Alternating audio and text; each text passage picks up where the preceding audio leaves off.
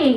আপনি যতদিন পর্যন্ত এই গণ অভ্যুত্থানের শহীদদের যারা খুন করেছেন, খুনি হাসিনা, তার বিচার এবং তার সঙ্গী যারা, তাদেরকে বিচার করতে হবে, আইনের আওতা আনতে হবে, ফাঁসি মঞ্চে ঝুলাতে হবে এবং আহত নিহত সবার হচ্ছে যে বহন খরচ করতে হবে।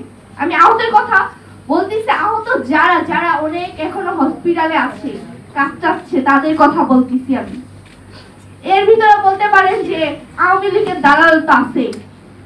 হ্যাঁ বলবে, এখন অনেকে বলবে যে আওয়ামী লীগের দালাল আছে। এখন তো দালাল ছাড়া কিছু বলবে না আমাদেরকে।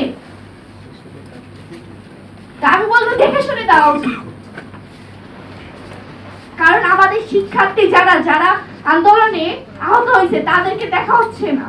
এই রাষ্ট্র কি ঘুমায় আছে? আমার প্রশ্ন।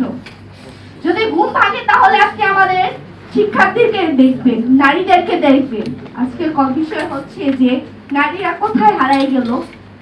আমি এর ভিতরে অনেক কথা বলছি, আমি এখানে আসতে পারতাম না। আমি এখানে কি বলবো আমি হাজারবার ভেবে আসা লাগে। কেন আসা লাগে? কেন আমাকে হাজারটা বাধার সম্মুখীন হওয়া লাগে? এই রাষ্ট্র সমাজ আমাকে কিভাবে দেখবে?